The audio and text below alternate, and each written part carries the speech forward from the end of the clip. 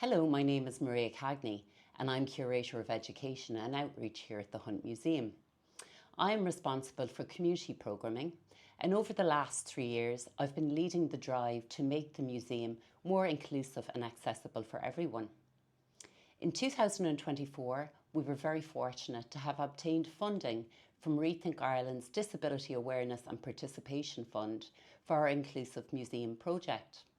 Work on this project continues with our autistic and visually impaired co-creators, and we're just in the process of launching an app-based Irish Sign Language tour of the collection, designed with and for people who are deaf and hard of hearing. In terms of our application to the Inclusive Arts Fund, I would like to tell you a little bit about our proposal for an adults playful arts club. But firstly, I need to explain why it is needed. Here at the Hunt Museum, like other arts organisations, we deliver dedicated creative arts programming for marginalised groups. Whilst these programmes are designed to serve the specific needs of these groups, they often do very little to support participants' social mobility outside these programmes. A good example of this here at the Hunt Museum is our Summer Migrant programme, which takes place for 4 to 6 weeks on an annual basis.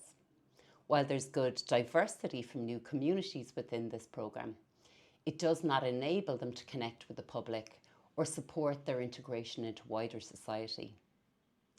Therefore, the absolute absence of free, accessible and inclusive creative arts programming to support the integration of marginalised groups in local society is a problem.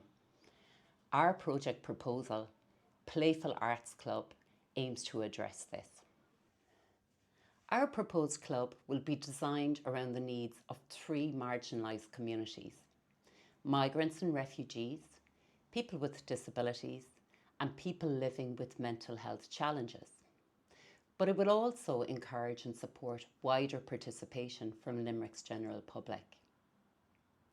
A coordinator will be appointed to set up and operate this club, and co-creation models developed during our Inclusive Museum project will be used to enable stakeholders to feed into its design. This will ensure that the club is structured around their needs and that barriers to participation are mitigated. Stakeholder representatives will sit on a club working group and will co-create club programming with the coordinator and contracted artists.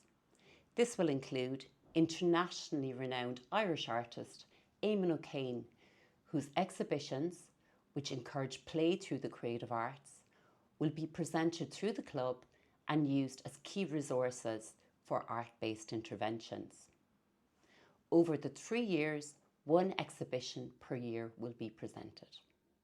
The working group will also contribute to the design and delivery of inclusive public events, including exhibitions and workshops, enabling them to showcase art projects and new skills acquired while boosting the club's visibility and maximising members' opportunities for social mobility and connection. Earlier this year, our proposal was tested in a limited way through the Special Things project. This project was facilitated by autistic artist Ivan Owens, and it was so successful that it organically took on a club-type format. There was sustained participation from 14 people in this project, which ran every second Saturday over a period of 3 months. The beauty of this programme is that it provided participants from wider society, autistic participants and persons with mental health challenges with sustained collaborative opportunities to design and make fidget toys which were inspired by objects in our collection. Participant evaluation particularly highlighted the need for more sustained programming of this nature. They reported that they felt that barriers between participants had been broken down during these sessions, and the experience of making art together fostered empathy and social connection while nurturing a sense of belonging. Furthermore, participants in our Creativity for Wellbeing programme, some of whom are on a mental health journey, regularly request opportunities for extended art engagement because currently, due to funding requirements, we can only provide them with one session each. These participants have very limited opportunities in their daily lives to connect in a meaningful way with people in mainstream society. And through this programme, they access this opportunity, if only for a few hours. To date, 111 people have participated in this programme. During the most recent workshop, we consulted 15 of them about our proposal for a playful arts club. 10 of them stated that they would access this opportunity if it became a reality.